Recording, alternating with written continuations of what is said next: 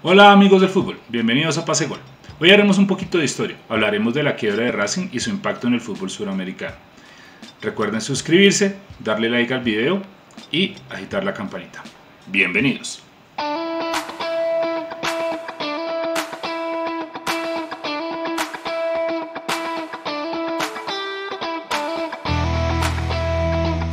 El 10 de julio de 1998 comienza el viacrucis jurídico para el Racing Club de Avellaneda, al ser declarado por el juez Gorostegui al presidente Daniel Lalín, representante legal de la academia, la quiebra controlada, solicitada por el propio Lalín. ¿Qué significaba la quiebra controlada? Que el club podía seguir funcionando siempre y cuando fuera pagando lentamente sus deudas. ¿Cómo eran las deudas de Racing? Las deudas de Racing eran increíbles, tenía más de 600 acreedores. Dentro de esos 600 acreedores tenían 201 acreedores que habían pedido la quiebra del club como tal. O sea, habían juicios que se cobraban de sueldos, de exjugadores, de exentrenadores, que iban a cobrar lo que les debían, y al ver que el Racing no tenía con qué pagarles o no quería pagarles, pues ¿qué hacían básicamente? Pedían la solicitud de quiebra del club. Racing estaba en una situación económica brutal. La sede deportiva tuvo que ser empeñada, básicamente rentada, para que pudiera generar recursos para pagar deudas. Los jugadores cambiaban 4 o 5 veces al año entre los años 97 y 98 de sede para entrenar. No había agua con que pagar, el agua mineral, ni siquiera para pagar los entrenamientos. Muchas veces los jugadores se tenían que llevar la ropa a sus casas para lavarla, y estos jugadores muchas veces no recibieron salarios.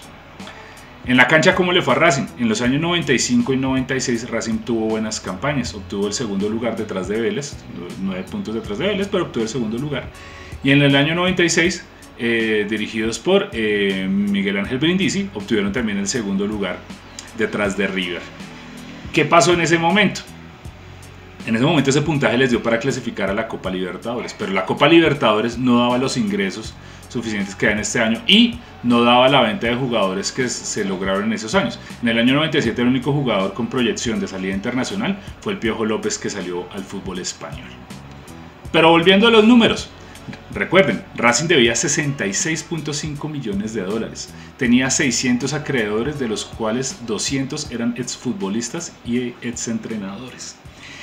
¿Qué más se puede decir de esto? Había 8 pedidos de quiebra antes del 10 de julio, es decir, juicios que entraban al encargado de administrar la quiebra controlada de Racing, pero que no hacían esto.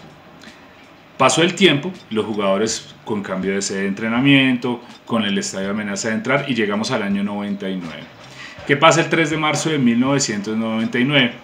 Generalmente cuando hay quiebras controladas se nombra una síndico. La síndico era Liliana Ripoll. El juez Gorostegui llama a la síndico Ripoll, que es una síndico. La síndico es la encargada de administrar las deudas del club en nombre de la representación legal del presidente. Es decir, el presidente ya no actúa como representante legal del equipo, Daniel Lalín ya no actuaba como representante legal del equipo, sino que la síndico era la encargada de organizar la deuda del equipo, mirar qué recursos venían del equipo y tratar de pagar las deudas y mantener a flote el barco de Racing Club. Ese 3 de marzo ocurrió lo impensable hasta ese momento en el fútbol argentino y en el fútbol suramericano.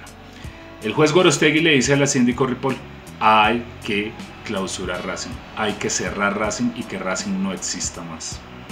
En una conversación entre el juez Gorostegui y la síndico Ripoll, la encargada de pagar las deudas, le dice: usted no puede hacer eso, la gente se va a venir encima, o bueno, hágalo porque es su facultad legal, pero yo no voy a ir a la sede del club a cerrar el club, eso sería inaudito. El juez le dice: mire, mantenga esto en silencio porque se nos va a reventar, porque Racing es un club muy popular, Racing tiene unas conexiones en política envidiables para cualquier club de nivel suramericano. Y el juez, ¿qué iba a hacer? El juez Gorostegui iba a mandar a las personas encargadas de hacer la clausura del club en la noche sin que nadie se diera cuenta. Liliana Ripoll lo cuenta en una entrevista. Ella, sabiendo que a la salida del juzgado estaban todos pendientes de la situación de Racing, ese 3 de marzo de 1999, ¿y qué hace? Se va y explota la bomba. La bomba es: Racing como asociación civil, Racing Club de Avellaneda como asociación civil, ha dejado de existir. ¿Por qué es tan polémica esta declaración y qué implicaciones tuvo esta declaración en el mundo del fútbol argentino en aquel momento con repercusiones en Sudamérica?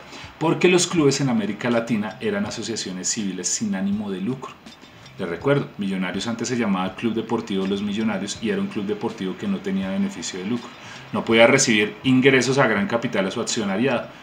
¿Y cómo funcionaba una asociación civil sin ánimo de lucro? Pues sus socios pagan una cuota de mantenimiento y a partir del pago del mantenimiento de esas cuotas de los socios se mantiene el club. Pero no solamente eran los gastos de los socios que hacen parte del club, están los ingresos por taquilla, que los ingresos de taquilla en una asociación civil son pocos porque dentro de la cuota societal que usted paga está también la boletería, entonces se ganaba muy poco en boletería. La compra y venta de jugadores, que Racing tenía una nómina muy envejecida y con muchos jugadores de fuerzas básicas que básicamente pues o valían poco o valían mucho para el club en términos sentimentales, pero poco como moneda de cambio. Y encima esos jugadores estaban en deuda con el club. ¿Y qué pasaba en ese momento? En ese momento los jugadores podían declararse en libertad porque el club no les pagaba. O sea, básicamente no podían vender jugadores. Se podían ir gratis. Tercero, el alquiler por la del estadio de Avellaneda. Sí, podían alquilarlo por eventos y todo eso, pero como ustedes saben, Buenos Aires y la provincia de Buenos Aires tiene muchos estadios que pueden alquilarse mucho más barato para llevar eventos. Solo a 800 metros de la cancha de Racing está la cancha de Independiente con la misma capacidad, aunque en ese momento la doble visera estaba un poquito más atrasada arquitectónicamente, pero podía alojar otro tipo de eventos, había mucha competencia. Y como les decía, ya estaban embargados el club social, la sede administrativa ya estaban embargados porque tenían que pagar deudas. Entonces Racing básicamente no tenía cómo sacar dinero para pagar sus 66 millones de dólares. Entonces, ¿qué pasó? Como asociación civil se tuvo que desaparecer, tuvo que declararse inexistente. La declaración de la síndico Ripoll movió a toda la gente, al país político de la Argentina, al país social de Racing. Las personas se fueron a encadenarse a la sede de Racing, que no permitían la sede de Racing, salían en los medios de comunicación a declarar su insatisfacción o su pesadumbre porque Racing no iba a existir más. Empezaron a haber colectas en fondos fiduciarios, en fondos bancarios, la gente se empezó a movilizar en la radio, fueron a marchar al obelisco de Buenos Aires, fueron a la oficina de Daniel Lalín, o sea, hubo una movilización masiva en contra de AFA por permitir la quiebra de Racing y en contra de los políticos y sobre todo en contra de Daniel Lalín por la pésima gestión que él había heredado de otras dos presidencias. Porque Daniel Lalín no fue el que quebró a Racing, Daniel Lalín fue el que recibió una pésima herencia de las antiguas dos administraciones, la de Juan de Stefano y la de Osvaldo Otero, que básicamente dejaron en la ruina a la academia. Entonces, ese año en Argentina, Racing contó con la coyuntura de que habían elecciones y el señor que murió hace poco, Carlos Saúl Menem, quería reelegirse en el año 2000. ¿Y qué decidió este señor Carlos Saúl Menem? Se reunió con Grondona, que era el mandamás del fútbol argentino en aquellos años. Se reunió con el gobernador de la provincia de Buenos Aires, con Duhalde, que era en ese momento también peronista, porque Racing, recuerden, era el equipo el que era hincha Perón y mucho peronista es hincha de Racing. Y es un partido que está muy vinculado a Racing. Entonces decidieron cambiar el enfoque. ¿Cuál fue cambiar el enfoque? Convencer a 3, 4, 5 políticos, Rucauf entre ellos, Carlos Rucauf entre ellos, de cambiar la ley en la cual se pueda invertir en el fútbol. Entonces cambiaron la figura jurídica, cambiaron de asociación civil sin derecho a lucro a empresas privadas. Es decir, asociaciones y empresas privadas que podían invertir en el fútbol y eso le permitió recibir capitales del fútbol o capitales de otra índole para poder financiar el equipo de fútbol. Es decir, ya los clubes dejaron de ser clubes sociales, clubes de los socios y pasaron a ser sin ánimo de lucro y pasaron a ser empresas privadas gerenciadas. Se aprobó una ley de fideicomiso. ¿Qué es la ley de fideicomiso? Básicamente, estamos hablando mucha carreta. La ley de fideicomiso es que todos los activos de una empresa o de un club entran a un fondo administrado fiduciariamente, más toda la plata que genere ese negocio. Y hay otra persona que se llama el gerenciador que empieza a hacer, administrar los recursos de esa empresa, pero con énfasis en pagar las deudas a unos plazos, a 15, a 20, a 25 años. Eso hace un gerenciador. ¿Listo? Pero ¿qué figura puede tener el gerenciador? El gerenciador puede pedir préstamos en los bancos, puede pedir a los inversores que inviertan en el club, todo eso. Y se fundó Celeste y Blanco, que es la gerenciadora de Racing. Pero volviendo al hecho del 4 de marzo, había un problema peor que la quiebra de Racing. La quiebra de Racing y la desaparición de Racing como asociación civil, que generó que Racing no podía competir. El 7 de marzo de 1999, Racing tenía un partido de local en el Cilindro, en el Juan Domingo Perón, contra Talleres de Córdoba. Pero, como no puede haber legalmente un equipo que no existe competir por la Asociación del Fútbol Argentino en competencias, porque no existe una sociedad que lo liquide, o existe una sociedad que lo liquide pero ya está en quiebra, entonces ¿qué pasó básicamente? La gente llenó la cancha y se movilizó. 30.000 personas en el estadio, en la Popular, los jugadores se les tocó el corazón, Tete Quirós, Gustavo Costas, el que fue técnico de Santa Fe, Pablo Michelini, que se le tocó irse regalado para San Lorenzo, Sergio Zanetti, el hermano de Javier Zanetti, el Chiche Arano, que era el reemplazo de Bedoya en el campeón del 2001, Diego Milito, pues histórico goleador del Inter, campeón de Europa, y mejor dicho, era una pleyada de jugadores que significaban mucho para el club y eran juveniles como Arano y Milito en ese momento. Se fueron al club, se fueron al estadio a acompañar a la gente, movilizaciones masivas. Y Menem, como está en plena campaña electoral, que le dijo, pues nos toca salvar a Racing, porque si no salvamos a Racing, pues no me reeligen a mí como presidente, como en efecto pasó, que no lo reeligieron, pero por otras razones. Y la política argentina ayudó simplemente a cambiar una ley, no puso un peso ni nada para salvar a Racing. ¿Listo?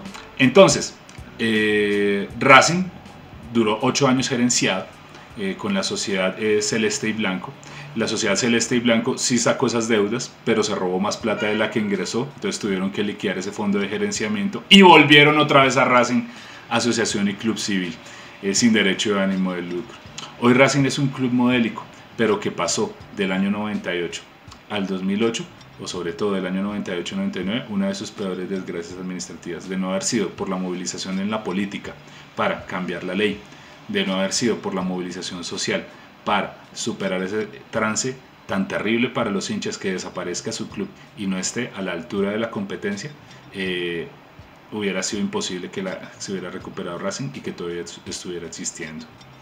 El 7 de marzo se declaró el Día del Hincha de Racing. Claro, llenaron las bandejas del estadio, la gente lloraba, la gente gritaba, la gente pues estaba desesperada y apoyó al equipo en el momento en que nadie esperó que lo apoyara. ¿Por qué? Porque Racing es una fuente de pasiones muy grande en la Argentina y es un equipo que tiene muchos seguidores. Y nuestra última pregunta: ¿qué influencia tuvo en el modelo de gerenciamiento o en el modelo de administración de los equipos de fútbol? Azul y blanco en Colombia con Millonarios, porque con Millonarios también pasó lo mismo. Garra Blanca no, el de Colo Colo, el Albo, también es la sociedad gerenciadora de Colo Colo, porque Colo Colo también se fue a la quiebra en la década antepasada. Azul de Universidad de Chile. 3 clubes históricos de Sudamérica también se fueron a la quiebra, y si no hubieran aprobado esas leyes en Argentina, no hubieran tenido un modelo a seguir para hacer el gerenciamiento. Administraciones buenas, administraciones malas, listo. Pero el fútbol, con esa capacidad de inflación de salarios de jugadores, de inflación de contratos y todo, con el modelo de asociación civil, muchas veces no se pudo sostener. Hay clubes que sí sobrevivieron, como River, como Boca, que no son sociedades privadas y son modelos de gerenciamiento. Pero hay otros clubes como el Barcelona, que prácticamente están en la quiebra por no saberse manejar. Así que nuestra conclusión, ¿cuál es? Fue una salida en los momentos terribles de manejo financiero, en los momentos de corrupción, de inflación de salarios, de pago de